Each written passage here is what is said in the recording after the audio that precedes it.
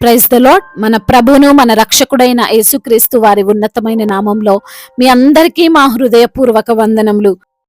ఈ రోజు దేవుని వాక్యము, ఉరి తెంపబడెను, మనము తప్పించుకొని ఉన్నాము. కీర్తనల గ్రంథము 124వ కీర్తన 7వ చరణం. The snare has been broken and we have escaped. Psalms chapter 124 verses 7.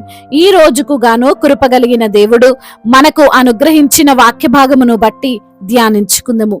ప్రభునందు ప్రియమైన సహోదరి సహోదరులారా, దేవుడు సెలవిస్తున్నాడు, మీకు ఉన్న ఉరి వంటి సమస్య తెంపబడి ఉన్నది, నీవు తప్పించుకొని ఉన్నావు, నీవు ఆ సమస్యల్లో ఇక లేవు. ఈ రోజున బహుశా నీవు ఉరి వంటి సమస్యల్లో చిక్కుకొని బయటకు రాలేక భయపడుతున్నట్లయితే, బాధపడుతున్నట్లయితే, ఆ ఉరి నీ ప్రాణాలు తీస్తుందేమో, సమాజంలో నీకున్నటువంటి గౌరవాన్ని తీసేస్తుందేమో, నీ ఒంట్లో ఉన్నటువంటి శక్తిని క్షీణింపజేస్తుందేమో, నీ కుటుంబాన్ని, నీ భవిష్యత్తును విచ్ఛిన్నం చేస్తుందేమో అని నీవు దిగులు పడుతున్నట్లయితే దిగులు పడకు, నీవు వాటిని తప్పించుకొని ఉన్నావు. ఆ శోధనలో నుండి తప్పింపబడబోతున్నావు. ఈ యొక్క కీర్తన భాగమును చూస్తే దావీదు వ్రాస్తూ ఉన్నాడు, ఎలా తన జీవితంలో దేవుడు సహాయము చేస్తూ వచ్చాడో అని. మనుష్యులు మన మీదికి లేచినప్పుడు యెహోవా తోడై ఉండని ఎడల మన పరిస్థితి ఎలా ఉంటుంది? సమస్యలన్నీ ముంచివేయటకు వస్తున్నప్పుడు దేవుని యొక్క సహాయము లేని ఎడల మనము మునిగిపోతాం కదా అని చెబుతూ మనల్ని ఒక పక్షిలా ఊహించి చెబుతూ కీర్తిస్తున్నాడు. పక్షి తప్పించుకొనున్నట్లు మన ప్రాణము వేటగాండ్ర ఉరి నుండి తప్పించుకొని ఉన్నది, ఉరి తెంపబడను, మనము తప్పించుకొని ఉన్నాము అని. ఈ కీర్తనను ఇజ్రాయేలీలు అందరూ కూడా కీర్తిస్తూ ఉంటారు. వారిని దేవుడు ఏ విధంగా ఐగుప్తులో నుండి కాపాడాడో, ఎలా అరణ్య మార్గములో క్షేమంగా నడిపించాడో, ఎలా వారి శత్రువుల మీద విజయం ఇచ్చాడో అని వారు స్తుతిస్తూ ఉంటారు. అయితే ఈ వాక్యము మనకు ఈ విధంగా జ్ఞాపకం చేస్తుంది, ఈ రోజున మనము సజీవముగా ఉన్నాము అంటే భయంకరమైన శోధనల నుండి, సమస్యల నుండి, యాక్సిడెంట్ల నుండి, అప్పుల నుండి, అనారోగ్య సమస్యల నుండి తప్పింపబడ్డాము అంటే దానికి కారణం మనము, మన యొక్క శక్తి, మన ధనము, మన బలము ఏది కాదు, కేవలం దేవుడే అనే విషయాన్ని మనం జ్ఞాపకం చేసుకోవాలి. ఆ విషయాన్నే తేలికగా తీసుకోవద్దు. ఈ లోక ప్రజలు అన్యులైతే ఏదైనా సమస్య నుండి బయటపడితే, రక్షింపబడితే, కాపాడబడితే ఏమంటారండి? ఈరోజు లక్ బాగుంది, ఈరోజు లేచిన టైం బాగుంది, అన్నీ కూడా కోఇన్సిడెంట్ గా జరిగిపోయాయి, లేకపోతే నా పని అయిపోయేది అని కొందరు అంటారు. నా దగ్గర ఈ రోజు ఈ ధనం ఉంది కాబట్టి, నా దగ్గర ఈ స్కిల్ ఉంది కాబట్టి, నా దగ్గర ఈ శక్తి ఉంది కాబట్టి నేను బయటపడగలిగాను, ఇంకొకరైతే బయటికి రాలేకపోయేవారు అని. కానీ అది తప్పు, అది కరెక్ట్ అయినటువంటి ఆలోచన కాదు అని మనకు తెలుసు, మనం గ్రహించాలి కూడా. ఆలోచించండి, ఈ మధ్య పులి ఒక ఊరిలో సంచరించింది. దానిని అటవీ శాఖ చాలా ప్లాన్ తో బంధించింది. అది బోనులోకి వెళ్ళిపోయింది.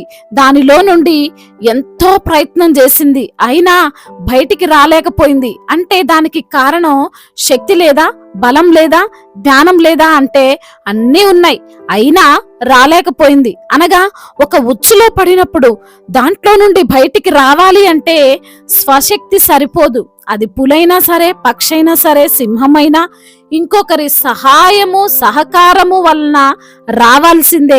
ఎవరో ఒకళ్ళు విడిపించాల్సిందే. ఈ రోజున ఈ మాటలు వింటున్న ప్రియమైన సహోదరి సహోదరుడా, నిన్ను విడిపించుటకు, ఆ భయంకరమైన ఉచ్చులో నుండి నిన్ను రక్షించుటకు యేసయ్య ఉన్నాడు.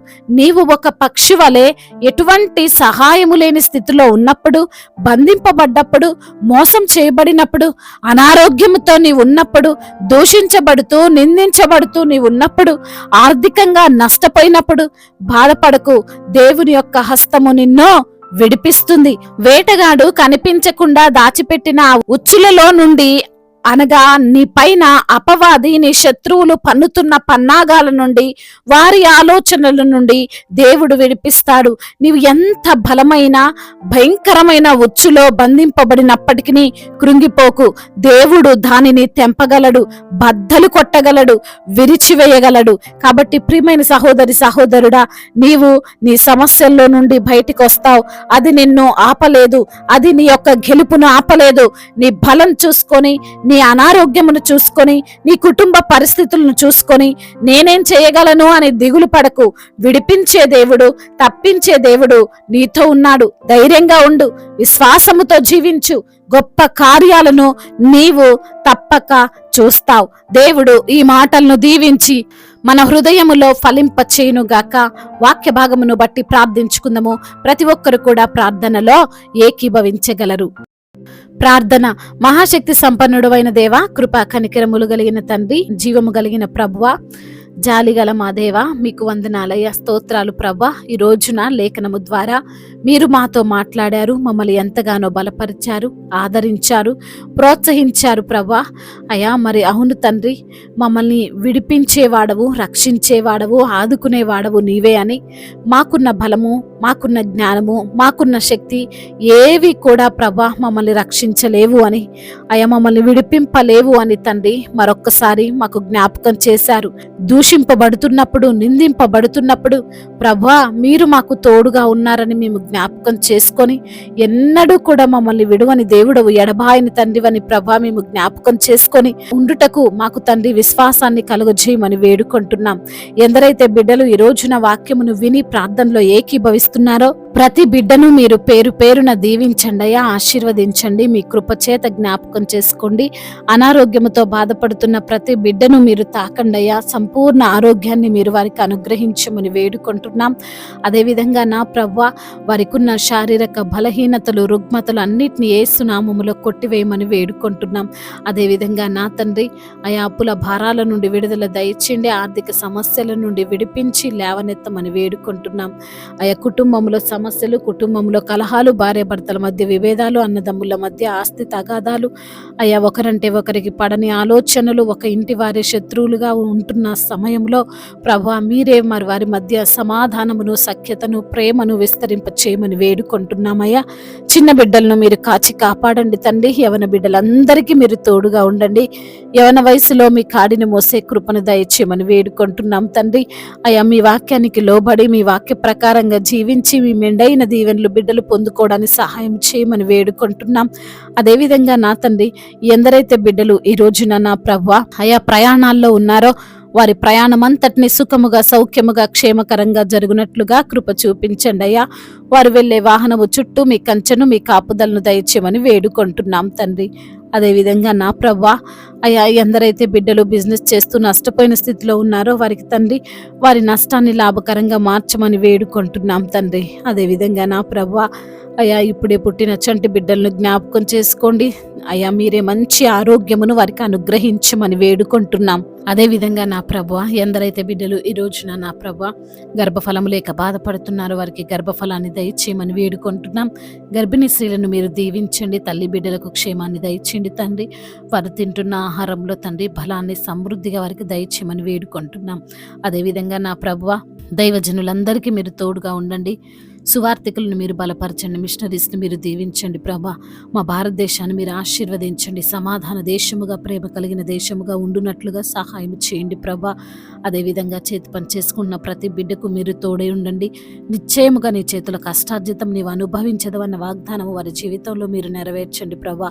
వారు ఎంతో కష్టపడుతుండగా, ప్రయాసపడుతుండగా ప్రభువునందు ప్రయాస వ్యర్థము కానేరదంటున్నావు తండ్రి. మీరే ప్రతి ఒక్క బిడ్డకు తోడుగా ఉండమని వేడుకుంటున్నాం.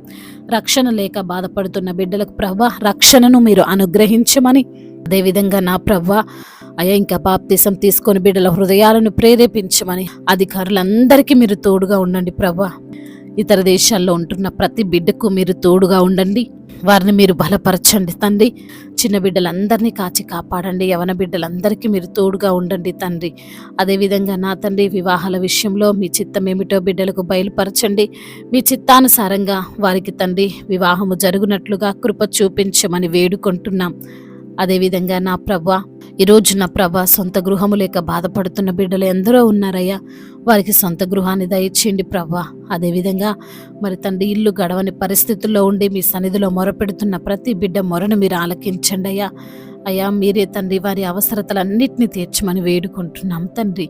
అనాథలను అభాగ్యులను ఆదుకునే దేవుడవు, తల్లిదండ్రి లేని వారి పక్షముగా న్యాయము తీర్చే దేవుడవు తండ్రి. ప్రతి ఒక్కరికి మీరు తోడై ఉండి వారిని తండ్రి మీరే ధైర్యపరచమని బలపరచమని వేడుకుంటూ యేసు నామములో ప్రార్థిస్తున్నాము తండ్రి. ఆమేన్.